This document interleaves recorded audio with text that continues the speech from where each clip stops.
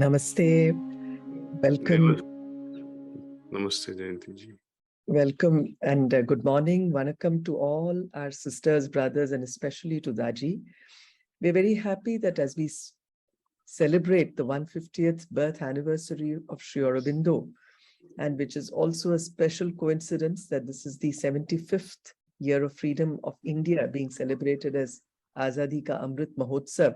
We are extremely happy to welcome Daaji this morning to Auroville as a part of the talks in Auroville. So we want to extend our special namaste, welcome, and hope that the time with his guidance is something which is amazingly beneficial for all of us. Namaste.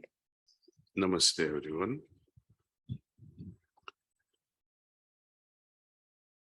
My humble gratitude and a special thanks to Madam Jayanti for inviting us, the members of Heartfulness, joining hands at Auroville, celebrating Pujya Sri Aurobindo's birth anniversary, 150th birth anniversary. The great names of Aurobindo stands out along with Swami Vivekananda and many great personalities of that order.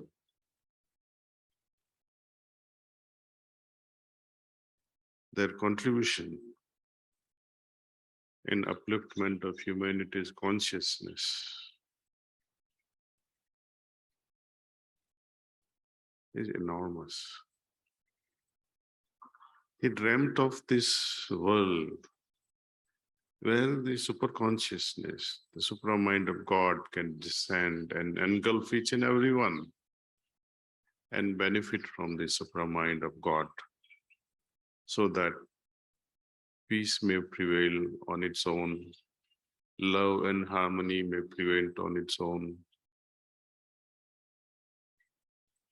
It's a lofty dream to be fulfilled. Many of us struggle with this idea of why are we here on this planet? What is the purpose of our existence?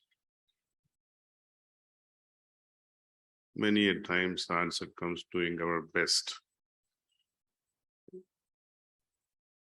In each field, whatever we are, maybe we are doctors, maybe you are IT professionals, maybe you are businessmen, you're homemaker, you're a farmer, doing your task as best as possible. Anything less will always make your heart heavier, filled with guilt, not having reached your full potential.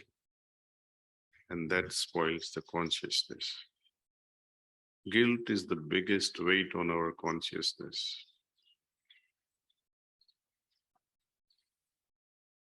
When we read all this literature and when we contemplate on all this, one thing stands out very strongly, that our existence, as we see this life in the physical body, there is invisible mental body,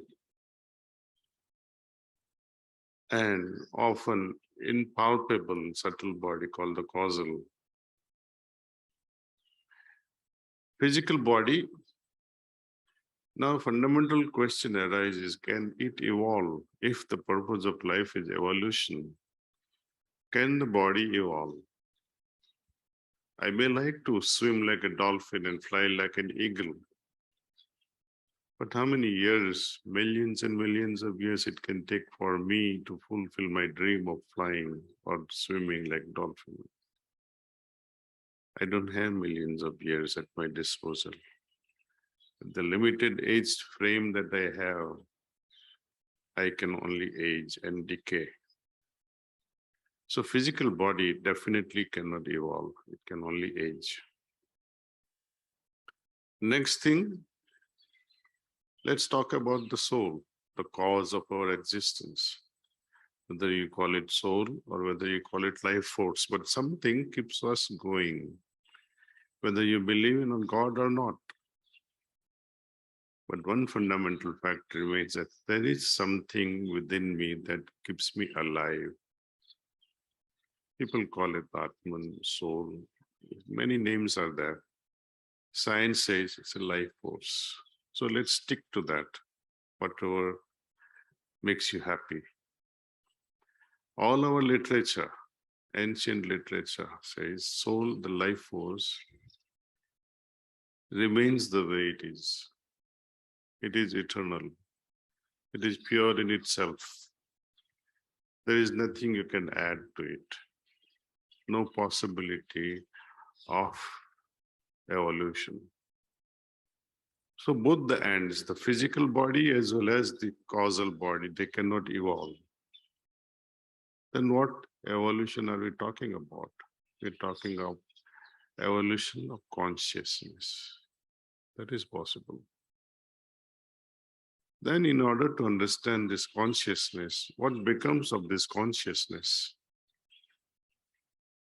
If you see this slide, there's a larger circle that represents consciousness.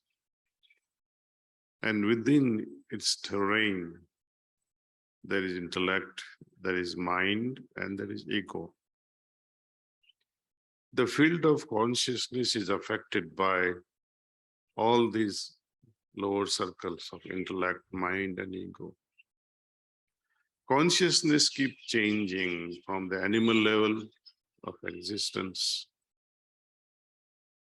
to human level of existence to divine level of existence, and much more beyond that.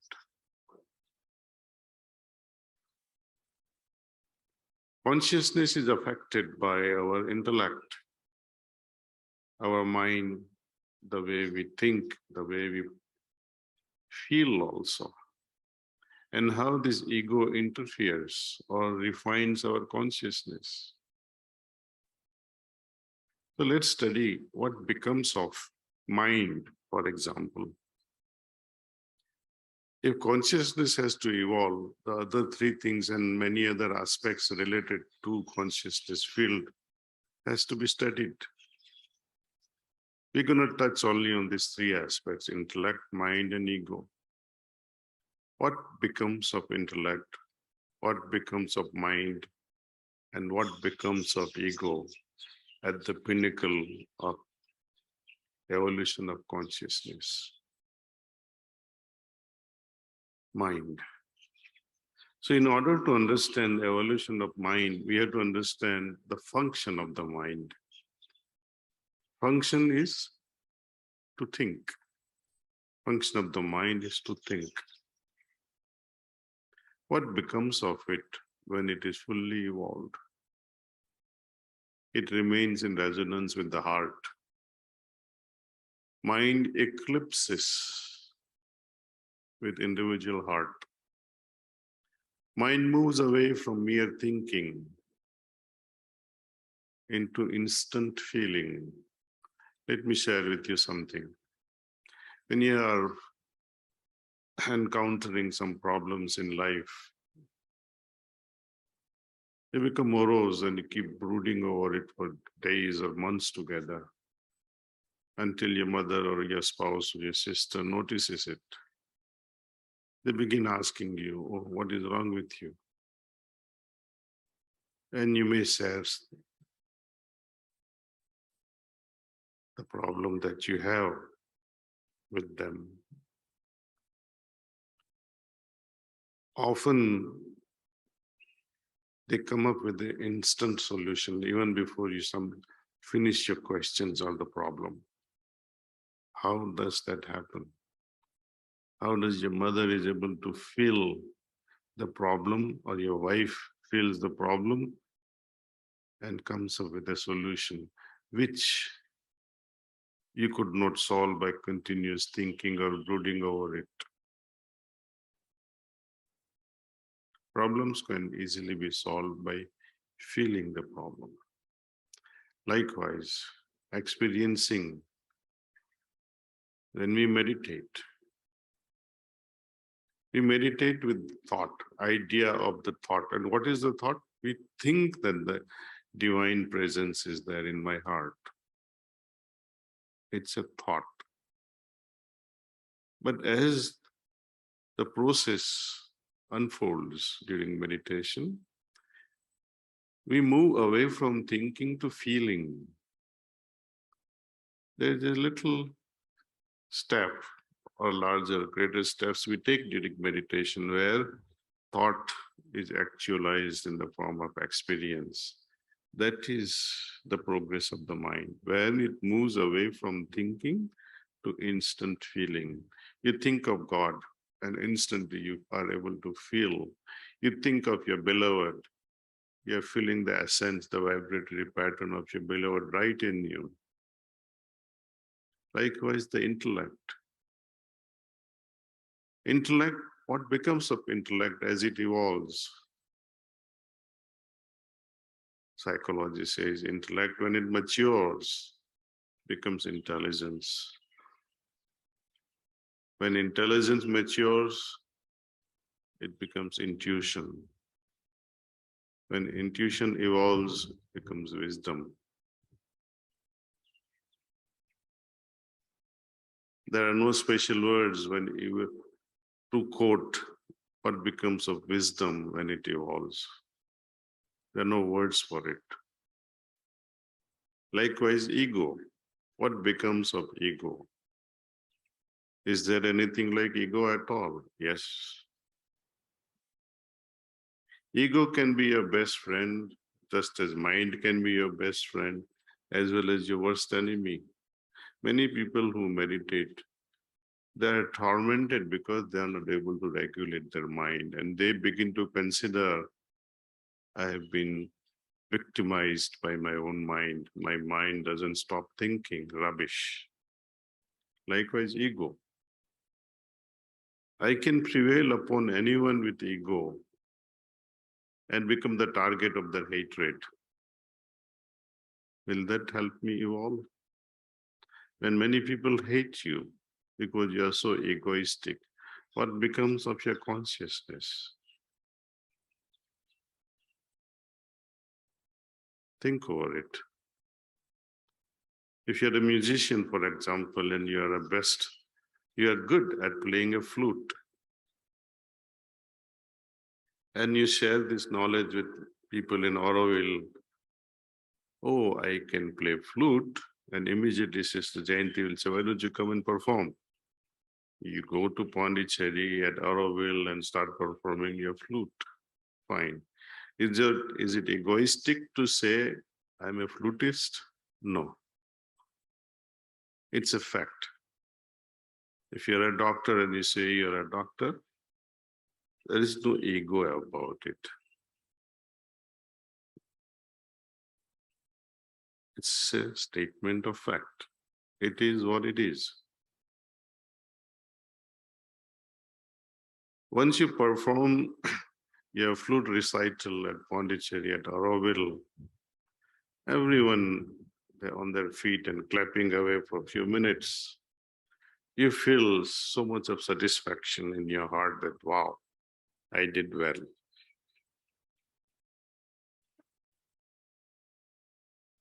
The next day, you are invited again. Would you be happy with your yesterday's performance or today's performance? You will like to surpass your own performance. So here, the very idea that I would like to surpass my own performance that was yesterday, I can become even better. So, ego is now utilized in your own individual transformation of your talent. You are taking your own talent to a next level. There is improvisation. But to say that nobody is better than me in entire India in playing the flute, I am the best, no one is better than me, then it is arrogance. So ego can manifest with many faces. It can show many faces. It is up to us how to transcend the mind, the intellect, and ego, and affect this field of consciousness. Wrong thinking of the mind, applying wrong intelligence to logic, and blatantly becoming arrogant. What becomes of consciousness? It will shrink, it will contract. Per contra, when you do find or you come across that eureka moment like Archimedes, the intelligence, the thinking, and the ego, he did not even realize that he was naked in the tub and started running eureka, eureka, eureka. He was not even conscious of himself. What becomes of consciousness then? It simply skyrockets. It is at its pinnacle. Now, coming back to Pujya Sri Aurobindo's dream. It was a dream, but was it practical? Suppose if he was successful in bringing down the supra-mind of God on earth,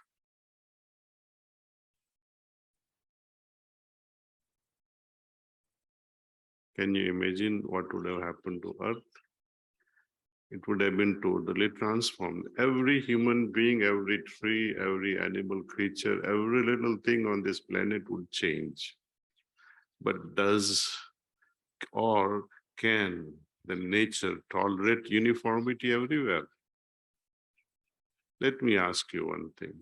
If everyone in Afghanistan, Pakistan, Middle East, China, Russia, all throughout the planet, everyone were given entry to heaven all at once, virtuous and non-virtuous, saints and criminals, all given free entry to heaven, what will become of that heaven? Can you call that heaven anymore? Changing consciousness means changing your own self from within. Transformation. Reigning of consciousness from heavens, from supramind of God, is comparable to reigning from the sky. The actual rain that we experience in monsoon in India. It falls in Telangana, where it is rocky land. It falls in Rajasthan, full of desert. It falls in forests, falls in rivers and oceans. We all individual human beings are like these entities. Some are forests, some are stones, some are like rivers, some are like fertile soils, fertile heart. Fertile hearts can take the benefit of when the consciousness reigns from above. Hearts which are stone-like, desert-like. Of course, the rains will cool them a bit, but you cannot grow anything on them. So even if Supreme Mind of God had an opportunity of descending, how many would get this transformation? It would be possible only in those hearts who are receptive. And our receptivity is different. Each individual's receptivity is different. It was a beautiful dream of Pujya Sri Aurobindo. It is up to us how to fulfill those dreams and actualize that potential. He was not ignorant about it. He knew very well that if Lord Krishna could not change the consciousness of Duryodhana, if Lord Rama could not change the consciousness of Ravana or his mother Kaikeyi, what are we? We are mere human beings. Great personalities like Swami Vivekananda or Auroville, they can dream all they like. If gods can fail, who are we to succeed in changing, transforming human individuals? Each one of us has to be welcoming to this change. Each one of us has to become thirsty and hungry for such a change. Each hunger or thirst are they possible to be quenched or quelled? Philosophies and theologies, however great, only purpose they can serve is to create some longing in our hearts, create some level of thirst, create some level of hunger for higher level of consciousness. Having such levels of longing, what is the next step? I must fulfill my thirst. I must quench my thirst or quell my hunger. I learn to eat, I learn to drink, and that is the practice. The way we have this consciousness is very limited. This limited consciousness is like a thin film of water, which is sandwiched between two giant oceans of superconsciousness and subconsciousness. We must allow this thin film, which is sandwiched between two giant oceans, to expand into superconsciousness and permit it to dive deeper into subconsciousness. Is it going to happen automatically? No. Can anyone bring it down? Can Lord Krishna bring it down? Can the great Pujya Sri Aurobindo bring it down and help me rise in my superconsciousness and dive into subconsciousness? The thin film can become a broad band.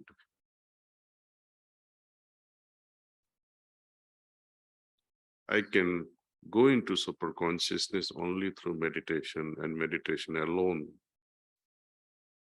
I must practice.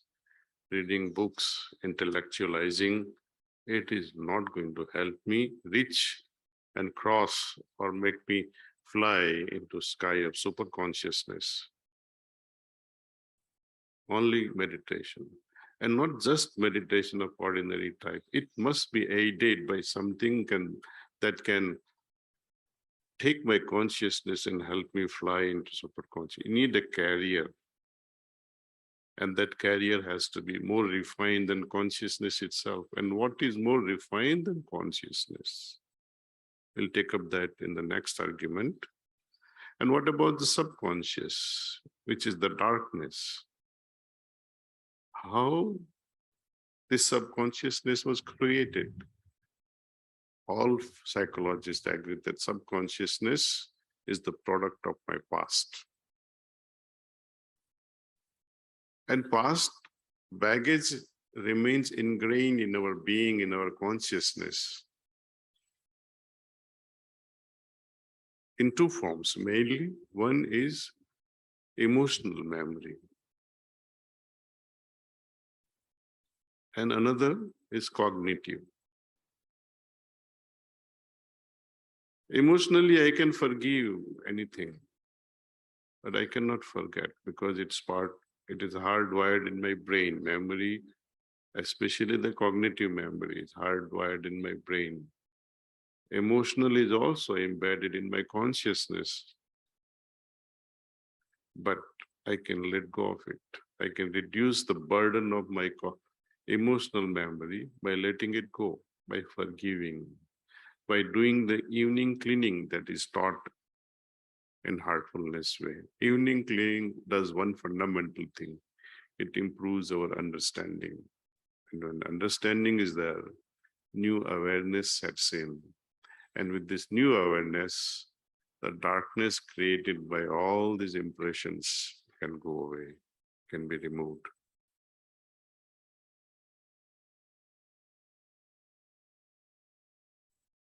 Rising into sky of superconsciousness, when we close our eyes and we reach to that superconsciousness in a very natural way. through pranavati. And this soaring into the sky of consciousness, again, just as supramind can affect the heart's consciousness of people, depending upon the level of opening of their heart. More open the heart, more deserving the soul, it can impact us in a better way, faster way, and impactful way.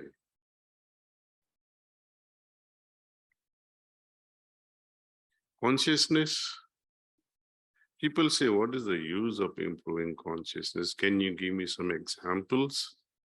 How consciousness can change my life? What are the practical applications of consciousness?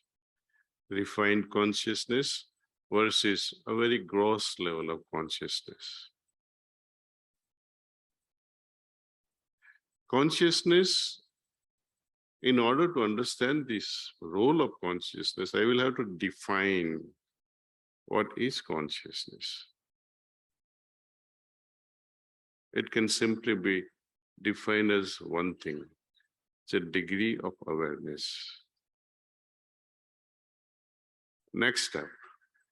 Once you become aware with your consciousness, what do you do next? You respond, you reciprocate in the most proper way. So consciousness is also about reciprocating appropriately.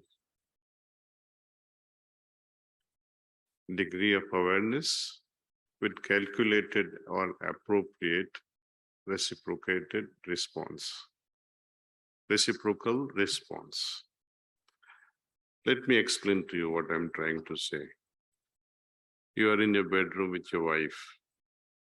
You have some argument. You're fighting. You're on top of your voice. Suddenly your toddler, your daughter comes into the room. This 4-year-old. Moment you notice your daughter has entered the bedroom, that means you have become aware of her presence. This awareness is noticed. How will you reciprocate? How will you respond? Would you continue fighting? Or would you start smiling at each other and take your daughters in your arms and hug her? That's one level of response. If you don't do this and continue fighting, that also reflects your level of consciousness.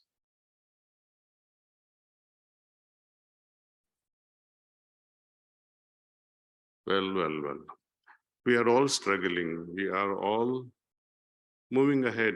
Some with a turtle speed, some will giant quantum leaps. But we all are moving. Trees and animals, they are also evolving at consciousness level. But through meditation, millions of years can be saved. You are then on an accelerated path of evolution or of helping evolve your consciousness. That's why Lord Rama, Lord Krishna, and sages like Ashtavakra, Vasistha Muni, Vishwamitra, they all talk about consciousness, how to help it evolve. If you read Vasistha Sanhita or Vishwamitra's contribution or Ram Gita, Ashtavakra Gita, this was the same time Raja Janak having dialogue with Ashtavakra.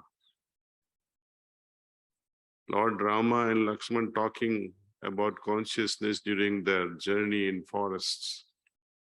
That was the only entertainment they had all through 14 years. Both brothers and Mother Sita would sit together under a tree and talk about consciousness. And it is there registered in Lakshman Gita or Ram Gita. You can refer that. You can also look into consciousness, topics on consciousness but in Vasistha Sanhita. This was the same time, same epoch. So you can say consciousness is not a new topic for us. It has been going on and on and on. But somehow we have lost the way of how to improve it, how to make this consciousness soar into sky of superconsciousness and allow it to plunge into deepest oceans of our subconsciousness. Again, heartfulness way of practice helps us to broaden this very fine film of consciousness. When you hear all this thing, it looks so beautiful. Oh, wow, consciousness. Makes you happy to listen. It makes you also happy to undergo such dreams. Okay, I would like to evolve my consciousness. Great. You feel blissful when you are at its pinnacle. The bliss of a yogi, romance of the teenagers, or romance of married people, or the playing of children with their toys. They're all degrees of pleasures, degrees of enjoyment. Just as a child is happy with playing toys, teenagers and married people happy with their romance, yogi is also in a state of bliss, savoring the flavors spectrum of consciousness. It's also like a toy in the hands of a yogi. You are still playing with a toy. I will leave you with the question, my dear friends. What is beyond consciousness? What is it that supports this consciousness? Thank you for your listening and look forward to your visit at Kanha. Thank you. Thank you. Thank you, Ma. Thank you. Pranams to everyone. Pranams.